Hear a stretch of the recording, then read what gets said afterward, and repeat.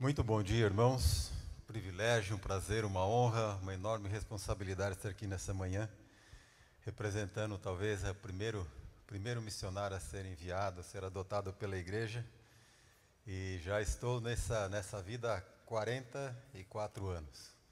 Uma coisa que eu não aprendi ainda é me arrumar para vir falar aqui. Eu vi o Tiago com uma roupa bonita lá da África. Eu pensei, um dia eu ainda vou vir para cá e falar com uma roupa indígena. Não ia dar certo porque eu ia ser preso por atentado ao pudor. Mas quem sabe eu possa dar uma humanizada. Isso é muito interessante. E eu quero aproveitar esses 30 minutos para falar a respeito de um trabalho no qual a igreja é coparticipante, tem nos abençoado e nos ajudado há muitos anos. Mas eu queria, além de tudo, mostrar que nenhum de nós, nenhum missionário, nenhum pastor, nenhum crente, nem eu, nem você, nós conseguimos fazer qualquer coisa, se não for pela vontade, pelo poder e pela força que vem do Senhor. Eu queria que vocês abrissem as suas Bíblias. Eu estava com o meu celular, eu falei, se eu apertar errado e sair do texto, vai ser um vexame. Depois vão dizer, nossa, você tinha que morar no mato mesmo. Hoje ninguém mais usa a Bíblia, graças a Deus tinha um irmão querido ali, tinha uma Bíblia na versão mais santa, que é revista e corrigida, lá de trás dos anos 50, mas continua sendo a palavra de Deus. 1 Coríntios, capítulo 1, nós vamos ler dos versículos 21 a 29. 1 Coríntios 1, 21 a 29. Visto como na sabedoria de Deus o mundo não conheceu a Deus pela sua sabedoria, aprove a Deus salvar os crentes pela loucura da pregação. Porque os judeus pedem sinal e os gregos buscam sabedoria. Mas nós pregamos a Cristo que é crucificado, que é escândalo para os judeus e loucura para os gregos. Mas para os que são chamados, tanto os judeus como os gregos, lhes pregamos a Cristo, poder de Deus e sabedoria de Deus. Porque a loucura de Deus é mais sábia do que os homens, e a fraqueza de Deus é mais forte do que os homens. Porque vede, irmãos, a vossa vocação, que não são muitos os sábios segundo a carne, nem muitos poderosos, nem muitos os de nobre que são chamados. Mas Deus escolheu as coisas loucas desse mundo para confundir as sábias. E Deus escolheu as coisas fracas desse mundo para confundir as fortes. E Deus escolheu as coisas vis deste mundo, as desprezíveis, as que não são, para aniquilar as que são, para que nenhuma carne se glorie perante Ele. Esse texto é maravilhoso.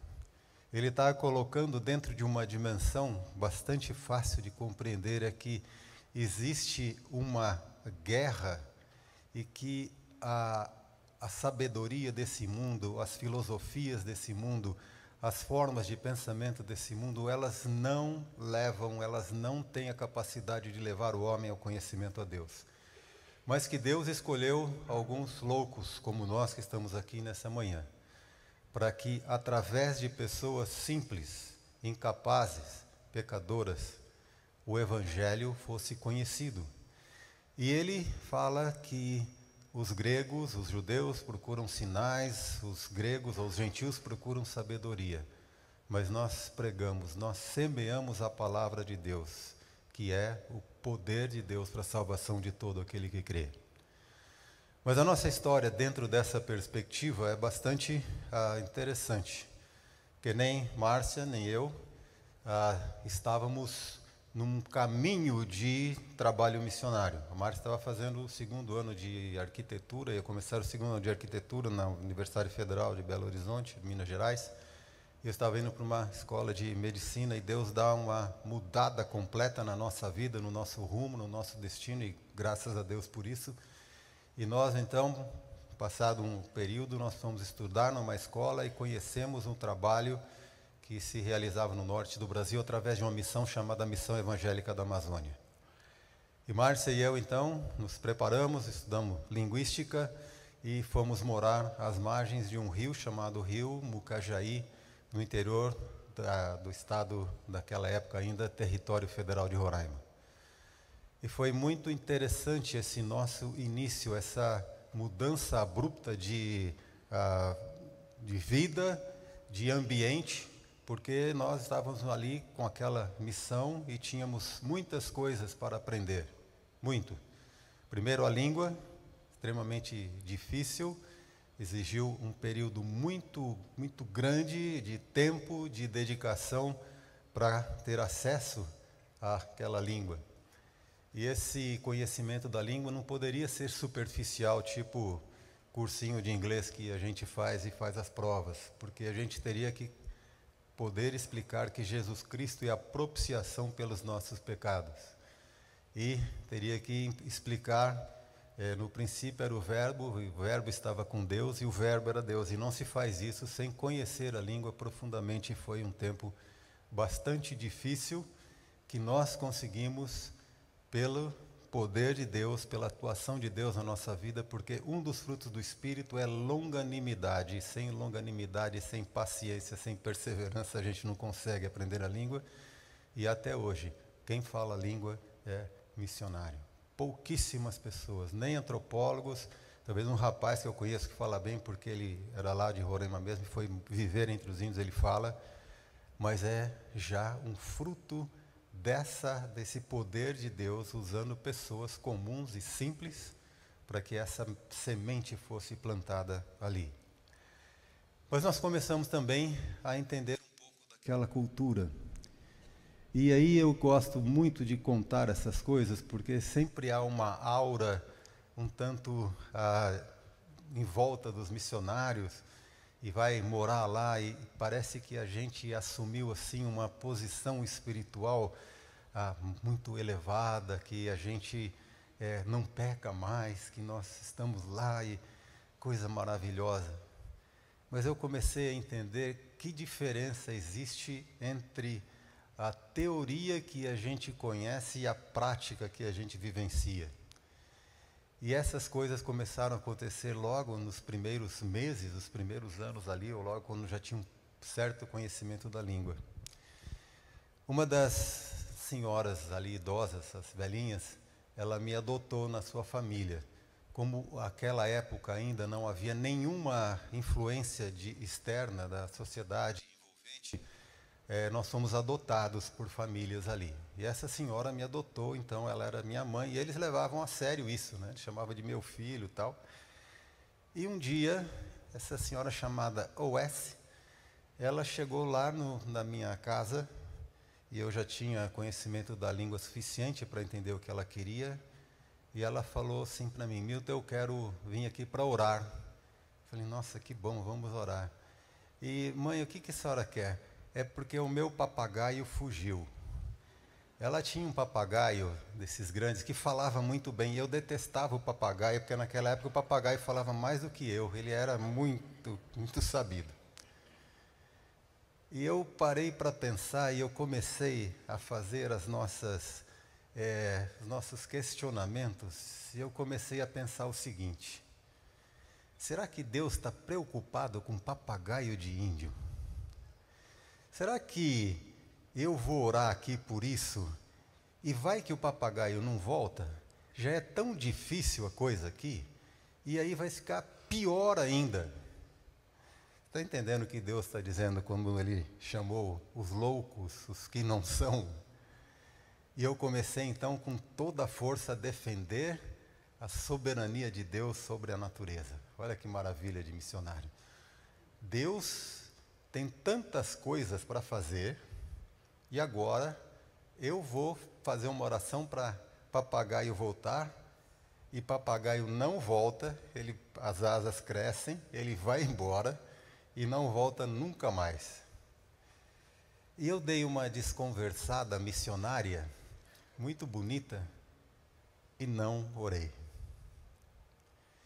No dia seguinte, a O.S. volta para minha casa muito feliz. E ela falou: o papagaio voltou. E eu falei assim: mas por que eu não orei? Se eu soubesse que o papagaio ia voltar, eu devia ter orado. Que coisa! Como é que alguém com essa dinâmica e com essa perspectiva vai fazer alguma coisa. E uma das maiores verdades que eu fui vendo, ou algo que foi entrando no meu coração, era de quem nós realmente éramos. E aquilo que nós estávamos nos propondo a fazer era algo que precisava de Deus em todas as suas áreas, desde as menores até as maiores. E naquele dia, depois, com muita vergonha, eu falei: Senhor, eu nunca mais vou fazer isso. Eu acho que o Senhor não precisa da minha ajuda nessas coisas.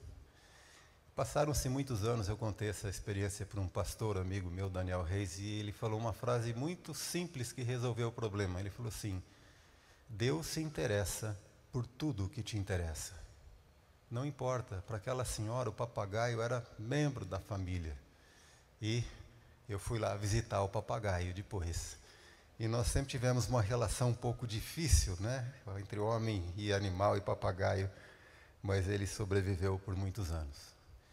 E nós fomos aprendendo dentro dessas experiências, é que Deus realiza as suas obras.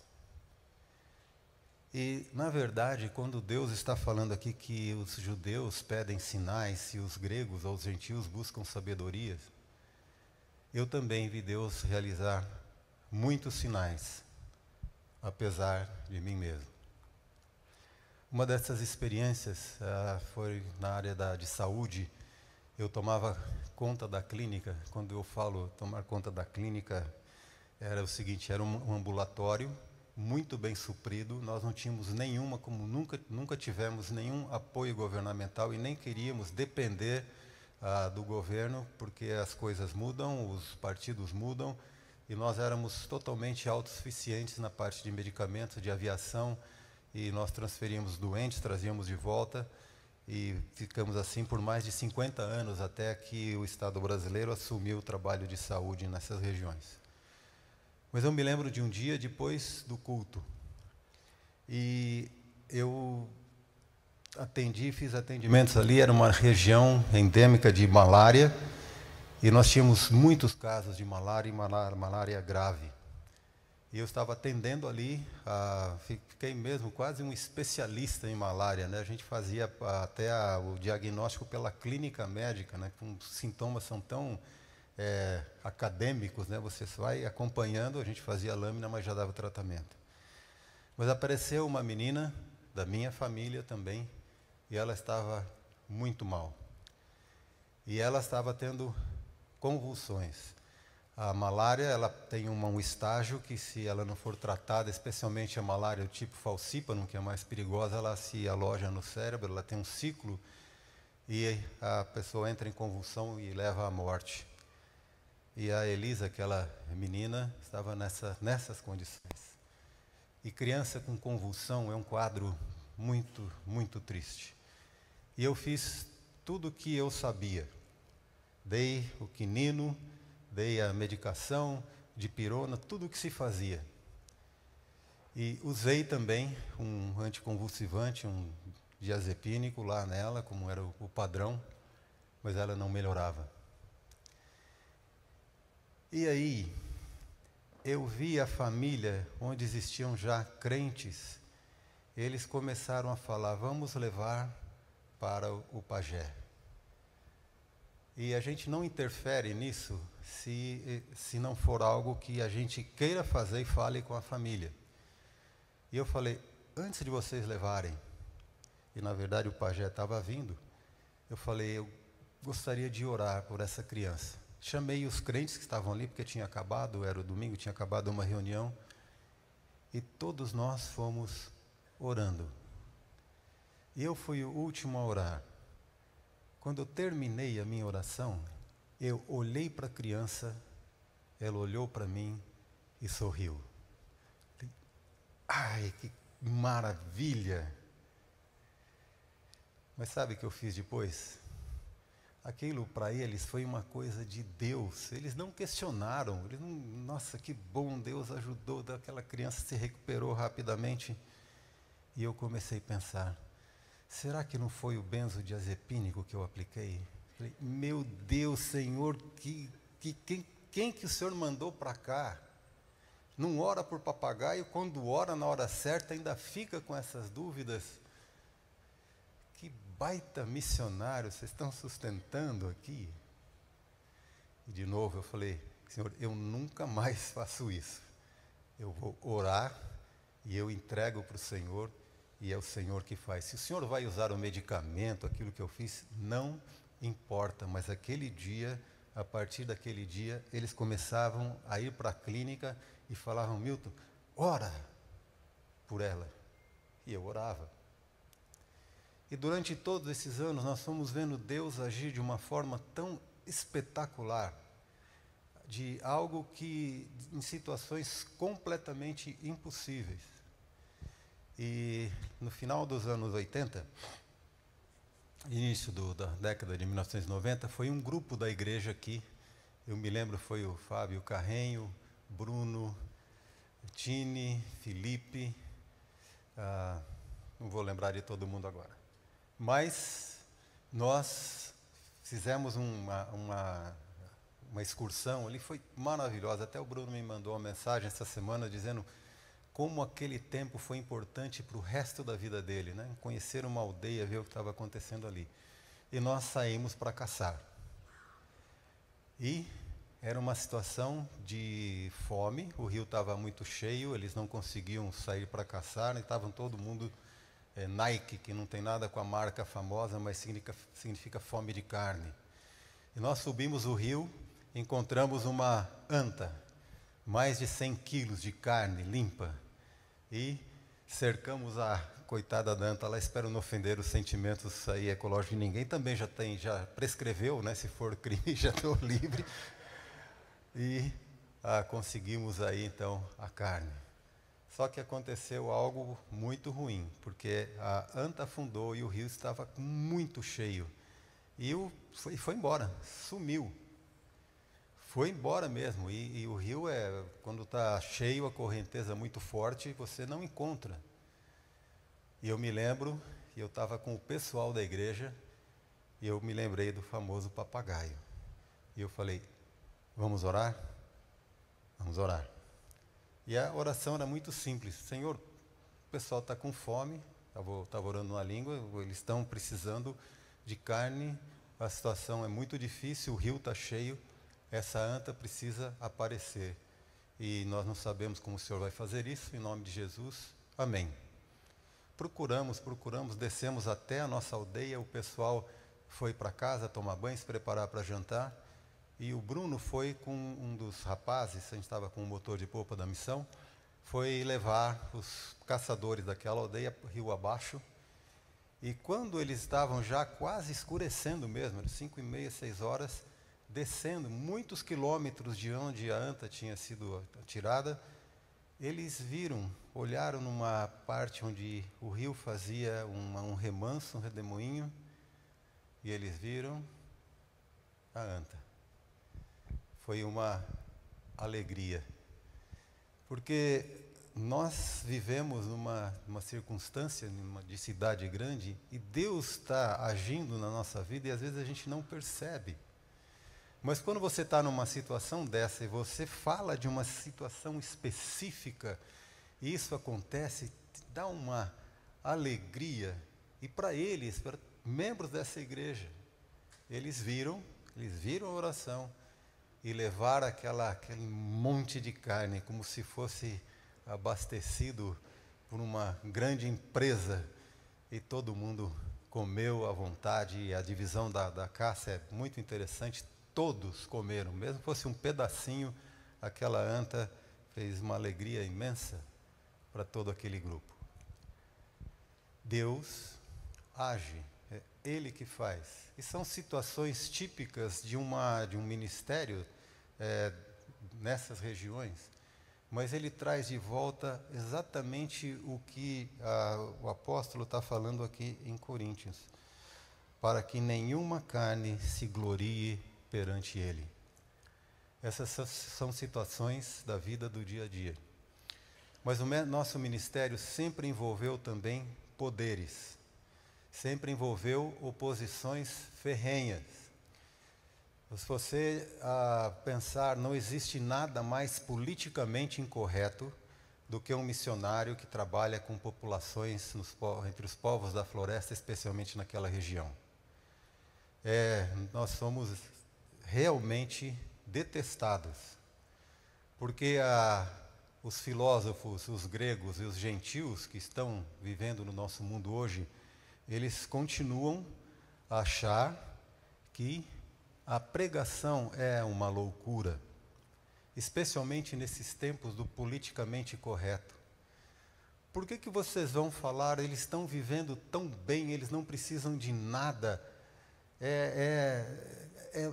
vocês são loucos? E a gente não liga, porque está escrito aqui que nós realmente, desse ponto de vista, nós somos. Mas diz também que o Evangelho é o poder de Deus para a salvação de todo aquele que crê, que Deus age. Não são os sábios, não são os escolhidos, mas é Deus que faz. E morei muitos anos em aldeia, tivemos que mudar por interferências externas, fomos para outra aldeia, tive que estudar outra língua, e finalmente fui para Boa Vista, capital do estado de Roraima, a ser vice-presidente e presidente da missão. E aí foi pior ainda. Mas como foi bom ter aprendido lá no mato essas verdades, que Deus existe. Interessante falar isso, né? E a gente aqui, eu tenho que dizer que Deus realmente existe. E eu tenho 8 minutos, eu vou terminar aqui. Dos grandes problemas nossos, naquela fase do trabalho, era que a missão cuidava da saúde. E começaram a chegar as ONGs. As ONGs são até hoje muito ligadas ao politicamente correto, às visões aí totalmente fora da palavra de Deus, e eles tinham muito poder, eles tinham muito dinheiro, tem bastante coisa aqui que eu não posso falar, mas tem financiamentos externos e tem muita facilidade em conseguir aquilo que para nós é bem contado. E eles começaram então a prestar assistência em várias regiões, menos nas regiões onde nós já estávamos. Nós éramos prestadores de serviço para o governo. E fizemos um trabalho que até hoje é reconhecido como treinamento de agentes de saúde indígenas, mas essa é uma outra história.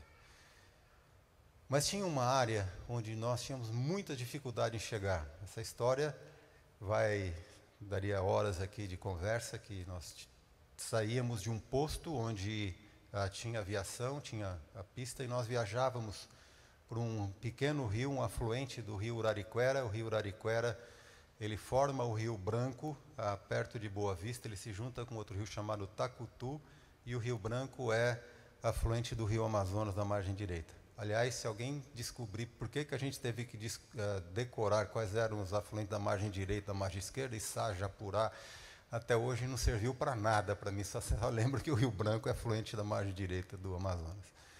Mas esse rio era muito pequeno e nós tínhamos que fazer o atendimento de saúde, especialmente vacinação. E era na época de seca, o rio ficava cheio de madeira, era impossível subir. E nas reuniões, nós estávamos com essas ONGs, e vinha gente de Brasília, vinha gente de todos os lugares. E cada reunião dessa, eles tentavam mostrar de uma forma muito agressiva que a missão era incompetente para atuar na área de saúde, porque a vacinação nessas aldeias mais distantes estava atrasada. Não era verdade. Nós fazíamos a vacinação, mantínhamos em dia, até que o rio ficasse muito seco e nós não conseguíamos subir, ninguém chegava lá. E quando vinha o último relatório de vacina, se crianças tivessem nascido nesse período da nossa ausência, se tivessem 3 crianças para vacinar, ou 4 com a vacinação aí prevista pelo Programa Nacional de Imunizações, e a mãe de 2 ou as crianças não estavam lá, a gente vacinava uma, eles diziam que a porcentagem era só de 33%, e na verdade não era. Se tivessem 30 crianças nessa faixa etária, ia dar 95, 98, mas era uma coisa que vinha, e eles sabiam disso, mas quando vinha gente de Brasília, do alto escalão, do Ministério da Saúde, de todo o pessoal envolvido com saúde indígena, a tentativa então de mostrar que nós não podíamos e que eles deveriam entrar ali, o que seria muito ruim. E numa dessas reuniões, e eu como presidente da missão na época, eu precisava ir e explicar essas coisas. E eu sofria um bocado. E os irmãos que já me ouviram falar várias vezes, quase toda vez que eu estou aqui eu falo isso. Eu comecei a ter um trauma de reunião, de detestar reuniões, porque elas eram pesadas. E você se sente, você não consegue explicar, porque você está no meio dos judeus e gentios. Uns querem ver sinais, outros querem ver sabedoria. E nós só tínhamos, e esse só a gente entende que é tudo, não é o só, nós tínhamos o poder de Deus através da pregação para a salvação de todo aquele que crê. Mas você não consegue explicar. Como é que você vai fazer isso com um auditório que é enorme, que é contra o trabalho? E eu sempre digo que, até hoje, quando tem dessas reuniões, me dava um frio na barriga mesmo. Eu passava a noite pensando em como falar. E eu cheguei à conclusão que uma das coisas que eu tenho certeza que vai ter no inferno vai ser reunião. Vai ter reunião mesmo, pesada, daquelas brabas, né? Reunião de avaliação. Ai, nossa, já arrepiou aqui. Ia ter uma reunião dessas pesadíssimas. E o meu colega, o vice-presidente, o Edson Quinha, irmão do Paulão do Grupo Logos, alguns aqui conhecem, nós íamos enfrentar as feras no dia seguinte. E a gente orava. E a oração nossa era: Senhor, tem misericórdia, você não tem estratégia para uma coisa assim. Você dizia, mostrava que nós não dependíamos do governo, que nós falávamos a língua, que tinha cartilhas, o pessoal era alfabetizado, mas nada disso importa, porque não é algo que está sendo feito uma avaliação, mas é uma total tentativa de nos tirar, e a gente se sente muito fragilizado, embora essa sensação seja errada. O trabalho é do Senhor e a gente fica como tem continuado até hoje, e as ONGs foram embora e nós continuamos lá. Mas aquela reunião ia ser muito pesada. As organizações iam apresentar o desenvolvimento na área de saúde. E vão lá, as ONGs, e falam bonito, estouram o tempo, mostrando como faziam o trabalho, e chega a vez da missão, falei, e aí alguém levantou: a vacinação lá em cima está atrasada. Vocês não estão conseguindo manter a vacinação dentro do preconizado pelo Ministério da Saúde, para blá, blá, blá, blá, blá, blá, blá, blá. Fui lá e falei, bom, vamos lá, eu estava pronto para responder isso. Expliquei de novo a situação dos rios, que não era, as crianças estavam vacinadas e blá, blá, blá, blá, blá. Falei que na época da baixa dos rios, do verão amazônico, que são 2 estações, chuva e seca, não há condições de chegar até lá, e que a gente precisava do helicóptero, que estava baseado muito distante em outra região, a área Yanomami é enorme, e não tinha jeito, até que o Senhor põe a sua mão em cima daquela reunião. Irmãos, Deus é soberano sobre as reuniões, viu? Todas elas. E olha, tinha assim, indígenas vindo de muitas regiões, tinha pessoal do IBAMA, ICMBio, FUNAI, Ministério da Saúde, Exército, Polícia Federal, e um auditório enorme, um pouco menor que a igreja, mas lotado.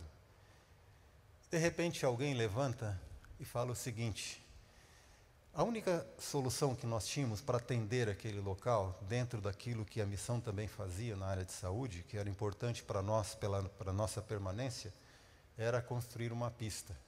Mas dentro desse ambiente, era impossível fazer isso. Por quê? Ah, não, podem fazer, mas vocês têm que ter estudo de impacto ambiental, feito pelo IBAMA. Vocês têm que ter autorização do Exército, porque é área de fronteiras.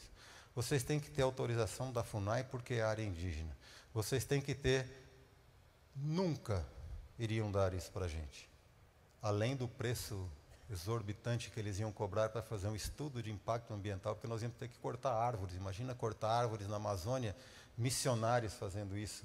para levar o evangelho, esquece. E naquela reunião, ali, desanimado, depois de falar, alguém levanta e fala o seguinte: por que vocês não constroem uma pista lá? Falei, opa, seria bom. Aí entra o representante do IBAMA. Vocês precisam construir uma pista lá. E vários foram se levantando naquela reunião e foram falando. E eu não sei, acho que eu fiz uma cara assim, sabe, de alguém desanimado.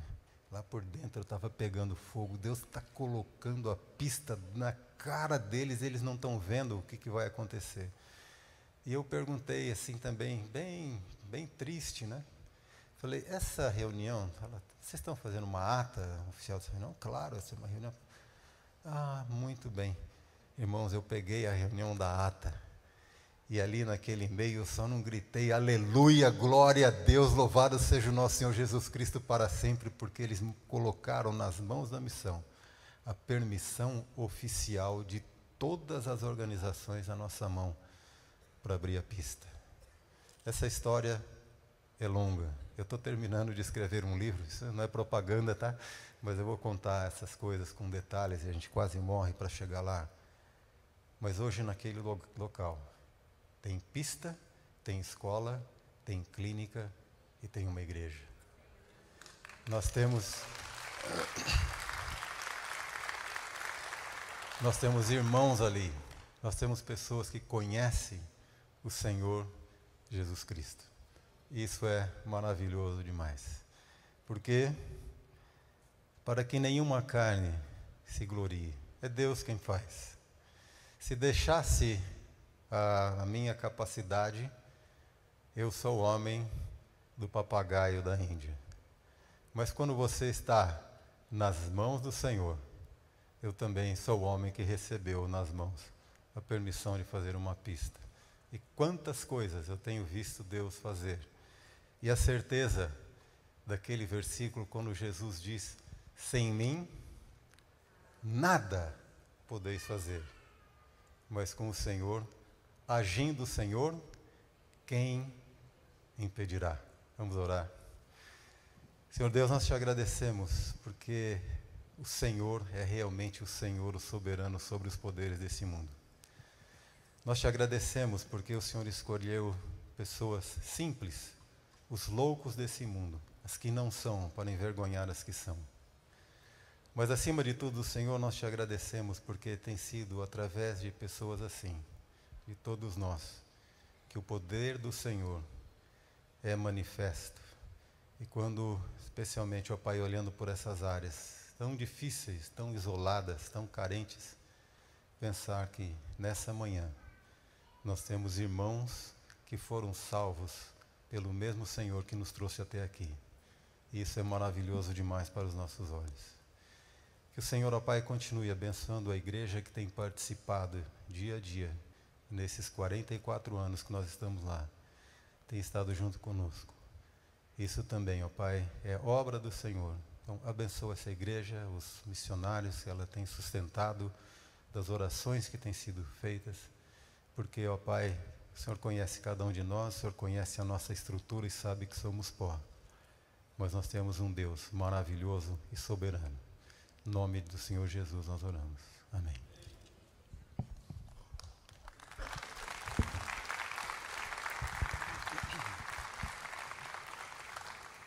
Muito bom, muito bom. Humberto arrumou aqui um apetrecho aqui. Opa. Falou que não tinha, Agora tem, tinha né? nada que representava. Eu não sei se você se lembra, mas teve uma época, eu estava na UEM, como diretor da UEM, e fui convidado para visitar. Sim. E passar uma semana lá com vocês. Eu conheci uma missionária que ela disse, olha, eu cheguei aqui há 25 anos atrás, mas agora eu estou indo embora, feliz porque consegui traduzir para o idioma do povo, acho que era o Novo Testamento naquela época, eu não sei. Mas foi para mim assim algo tão bacana ouvir aquilo, imaginar que uma pessoa gastou 25 anos É isso mesmo? Na verdade, foi mais do que isso. O nome dela era Carolina Swain. Ela voltou para o seu país e ela continuou fazendo a tradução online, porque na época não tinha os recursos ainda, né? E ela traduziu a maior parte do Novo Testamento. Depois, duas missionárias continuaram o trabalho. O trabalho de tradução é um trabalho muito difícil. Se você tivesse que traduzir, por exemplo, para o inglês, que é uma língua que a gente conhece mais ou menos, e traduzir Gênesis 1:1, né? No princípio criou Deus os céus e a terra porém era sem forma e vazia. Você pode começar assim: In the beginning God created heavens and earth. Heaven, será que é a melhor palavra se você não fala isso? Porque tem sky, tem tantas outras coisas. A terra era sem forma. Será que é shapeless, é void? Qual é a palavra que vai aí? Vazia. E o espírito você tem spirit, você tem ghost, você tem... O que você usa aí? Entende? Que se não é a nossa língua, imagina o trabalho que dá. Então, aqui é mais difícil ainda, porque você pode consultar inglês e todas essas coisas. Por isso que demorou quase 50 anos para chegar até o Novo Testamento. E foi exatamente essa missionária que começou, e ela deixou a maior parte dos livros já traduzidos, e ele foi completado. Então é um trabalho, né, como expliquei rapidinho, que você tem muitas dúvidas, e depois então é feita uma consultoria para ver se realmente o texto bíblico é coerente com os originais e se a compreensão daquele indígena está de acordo com aquele versículo. Então é demorado e uma responsabilidade, né? Porque lá em Apocalipse, né? Ai daquele que mudar uma palavra, e a gente tem então que cuidar muito. É um trabalho muito bem feito, de muito tempo. Domingo passado deu até para dar uma amostrazinha, né? De um texto que às vezes um texto pequeno vai ser, e aqui é só o Novo Testamento, né? Ela é uma letra um pouquinho maior, mas você pega um versículo pequeno e ele tem aí quase 3 vezes ou 4 vezes o tamanho daquilo que está em português. Agora, vocês olham esse homem aqui falando, vocês pensam assim, uau, ele é sério, né? Tem uns... Esse camarada, quando eu fui lá visitar, eu acho que ele não se lembra, mas ele quis me levar numa tribo Yanomami. E eu fui. O Cassiano estava trabalhando com essa tribo. E eu entrei no monomotor, e quando estava lá em cima, ele falou, vamos dar uma gravidade zero. Você não sabe o que é isso. Gravidade zero, o motor praticamente desliga. Aí fica aquele negócio. A minha câmera de fotografia veio aqui. Aí eu falei, o que é isso, né? Aí ficou aquela coisa assim, eu quase levantando do banco. Aí o avião, assim, irmãos. Eu falei, meu Deus do céu. Esse moço aqui que pedia essas coisas. Irmãos, eu falei, né? Eu não escondi nada, que eu sou o cara do papagaio da Índia. Então, mas a gente fazia isso para testar a fé, né? E eu não me lembro qual foi a expressão, irmãos, que ele falou, né? Valha-me, eu não lembro o que ele falou, mas era muito comum, né? Essa aviação. Até eu ia fazer o convite e agora vão ser os corajosos, né? Mas eu prometo me comportar. Cuidado com o coração do homem aí, pelo amor de Deus. Mas normalmente o avião vem voando em velocidade cruzeiro, né? E ele sobe um pouquinho, e é bastante, e a hora que ele chega lá em cima, a gravidade está a zero, né? E aí, se você tiver na mão, às vezes você pegava um copo de água e segurava, e a água flutuava no avião e molhava todo mundo. Mas eu prometo que eu já mudei muito nesses anos, então nós estamos tentando formar uma nova equipe dentro das possibilidades aí das questões políticas, né, que acontecem lá com garimpo e tantas coisas. Mas aquela equipe que foi maravilhosa para nós e para eles também. Ô Milton, eu queria convidar você, se você tem alguma pergunta, tem um auxiliar ali, ó, Gabriel Reibner, nosso jovem adolescente. Se você tiver alguma pergunta, levanta a sua mão. Aqui, Reibner. Mas antes, enquanto ele vem chegando aqui, eu tenho uma pergunta para você sobre quais são os desafios que vocês identificam hoje. Desafios no sentido de necessidades de contingente humano, necessidades de distribuição e produção desse material. O que você entende que hoje, para a sua atividade ali, seja o maior gargalo, a maior necessidade? Ótimo, boa pergunta. A tradução foi feita para o povo do Alto Mucajaí. E eu preguei aqui há um pouco mais de 2 anos e falei do que tinha acontecido enquanto a gente fazia a gravação, a tradução estava pronta, a gente fazia a gravação da Bíblia. E nesse ínterim, nesse meio tempo, o posto foi destruído pelos indígenas. Não existe mais posto Mucajaí, realmente foi vandalizado. Nós não entendemos por quê, nós sabemos por quê, né? Tem um inimigo que vem roubar, matar e destruir. O posto foi totalmente destruído, coisas que eles nem poderiam aproveitar, e foi muito triste. E a escola também parou, não tem escola mais naquele lugar, então nos próximos anos nós vamos ter uma geração de analfabetos ali naquela região. Então o que nós estamos fazendo? A palavra, ela foi gravada, tem uma missão chamada Hosana. Eles passaram meses lá de muito trabalho e todo o Novo Testamento está gravado. E essa missão, eles são especializados nisso em línguas indígenas. Eles têm um gravadorzinho pequeno chamado Proclaimer e tem então todos os livros do Novo Testamento. Tem um painel solar atrás e é bem resistente. E você clica ali, não tem pilha, não tem nada, ele se autocarrega e dá para ouvir a palavra de Deus. Então nós vamos investir bastante nisso. Uma parte dos falantes dessa língua aqui está em outras regiões, em outros rios, e nos meus 69 anos aqui eu vou começar a alcançar um grupo novo. Não vai ser de avião, vai ser de carro, uns 400 quilômetros, depois pelo rio.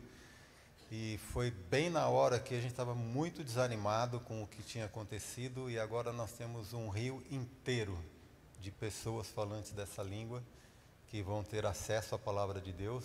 E nós já fizemos uma visita ali, já mencionei isso rapidinho também, e foi a primeira vez que eles ouviram a mensagem do Evangelho na sua própria língua. E eles ficavam vidrados, eles falaram, não, vocês têm que vir aqui de novo, façam uma casa aqui. Então nós estamos abrindo uma frente nova, e vamos usar esses proclaimers, né, essas gravações, que deve estar pronta, olha, talvez até já estejam chegando aqui. Você tem ideia de valores para esse Não projeto? tenho ainda, eu posso mandar depois. Eu sei que uma das remessas numa outra língua, chamada Sanumá, que eles fizeram isso, estava na faixa de $25 cada um, mas é uma estimativa, talvez seja por aí um pouco mais. Milton, além desse evento estar acontecendo presencialmente aqui, ele está sendo gravado. Isso vai chegar para a gente do mundo inteiro, em geografias distintas. Eu queria que você falasse para essas pessoas que estão nos assistindo como que elas podem auxiliar, de modo prático, a missão ali entre os Yanomamis. Então, o conhecimento dessas coisas, ela motiva a oração. E essa participação de saber o que está acontecendo, de ter acesso, é fundamental. Eu sempre tomo cuidado, né? Estamos falando para o mundo inteiro, isso vai estar disponível para qualquer pessoa. Mas esses projetos, a gente faz uma divulgação.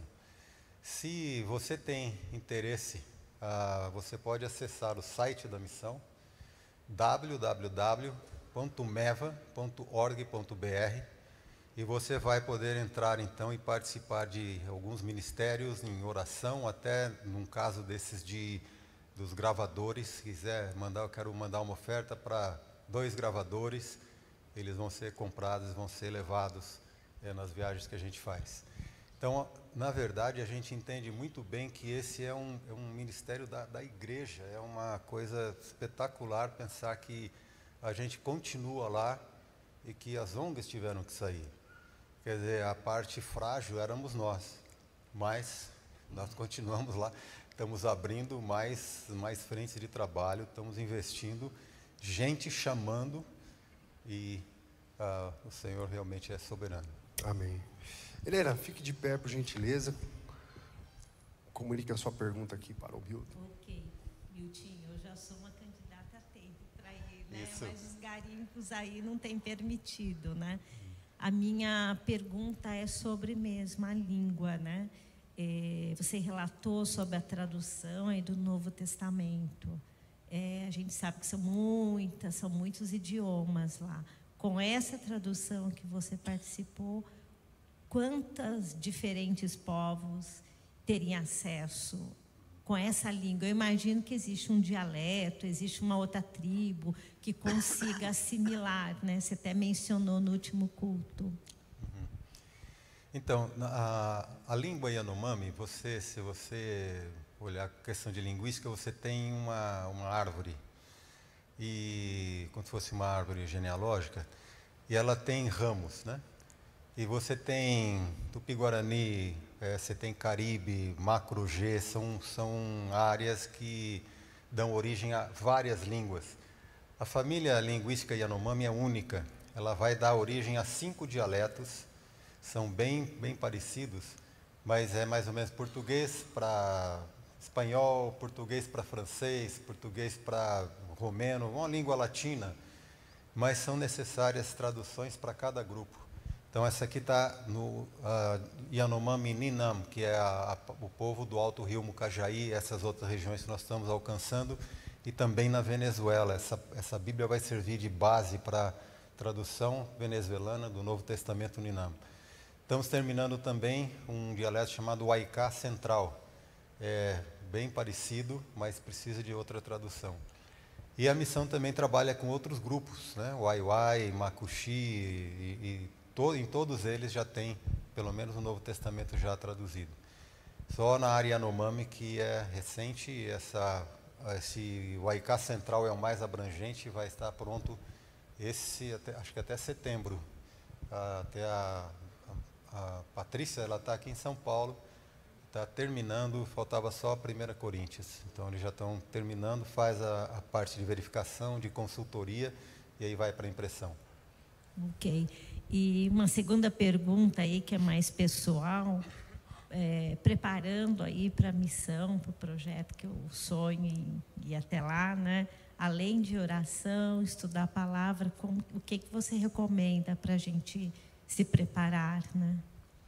Tá, os corajosos que vão enfrentar o aviãozinho com um comportamento exemplar do missionário que os acompanhará, sem gravidade zero, sem sobrevoos a baixa altitude, tá?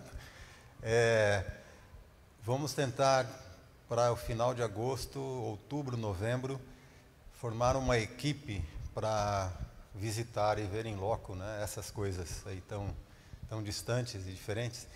Mas o que é mais difícil hoje são as passagens. As passagens aéreas, elas subiram, é um absurdo, e o Roraima, ou Boa Vista, é o final da linha.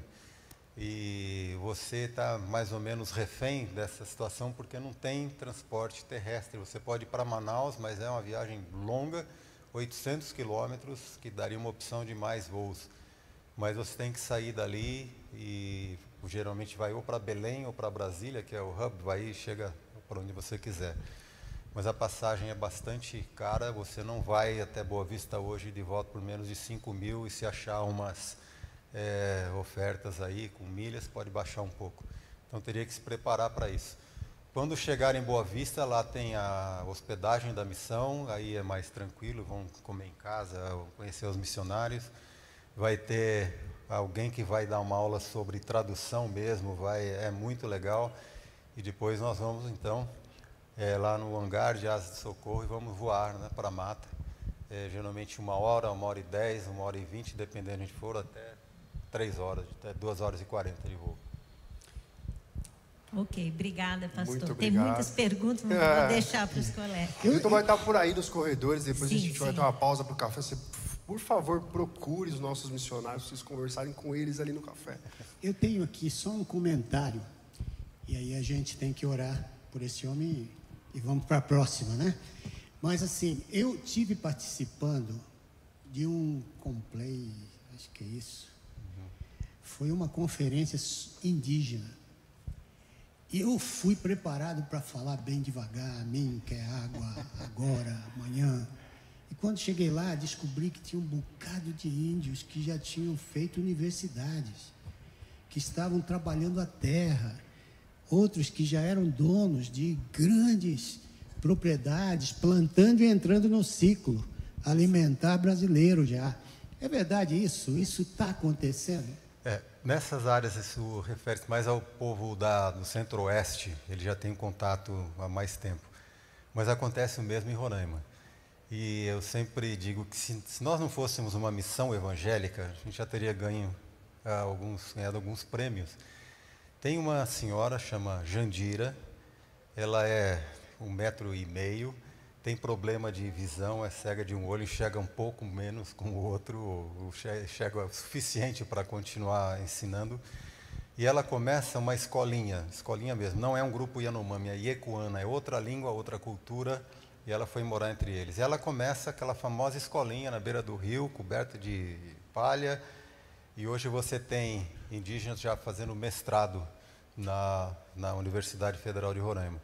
Então ela começa do zero, e começar do zero é, por exemplo, criar ortografia, criar toda a parte da linguística para chegar até isso. Na área Waiwai tem indígenas se formando em medicina, em odonto, também nesse mesmo processo que é mais longo, porque a capacidade e inteligência deles é como qualquer pessoa. Você pode alfabetizar muito rapidamente, e você tem uma limitação da cultura, porque língua e cultura vêm juntas, né? Se eles não têm muito contato com o português ou com a sociedade envolvente, eles vão estar limitados, mas se eles estão alfabetizados, eles vão rapidamente ter acesso aí a toda o ensino, o conhecimento, né? E se você pensar alguém que não sabia ler nem escrever e de repente está fazendo mestrado, e tem um que está fazendo medicina já lá em Roraima, não foi pelo sistema de cotas, ele passou no vestibular e vai ter um médico indígena lá e vai ser muito legal. Podemos dar uma salva de palmas para esse trabalho tão bacana que o Miltinho está fazendo. Se você quer saber mais, passe ali atrás, depois converse com ele e com a Márcia. Eu tenho certeza que eles vão te dar um bocado de informações que a gente gostaria de saber aqui e não vamos poder, por causa do tempo. Alguém quer orar? Fique de pé agora, rapidinho, e ore por esse homem, por todo o seu ministério.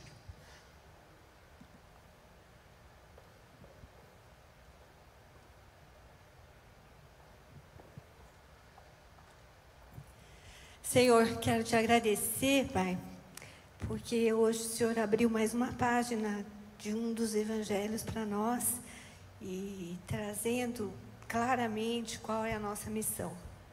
Ir orando, ir contribuindo, ir incentivando e estar ali, se for possível, como é o desejo da minha irmã aqui. Obrigada pela vida do Miltinho, da Márcia, dos seus filhos, como o Senhor trouxe provisão no tempo certo, na quantidade certa, Senhor. E como o Senhor foi abundantemente mais ali, junto aos Yanomami, Senhor. Muito obrigada, Pai, porque a revelação do Teu Espírito Santo sobre estas vidas, ó Pai, traz a verdade que é loucura para uns, mas é vida, salvação para muitos. E que a nossa igreja, Senhor, participante com uma fração tão pequena de contribuição, possa crescer largamente nessa visão missionária também. Em nome de Jesus, que eu oro e te agradeço e declaro que Tu és soberano. Amém.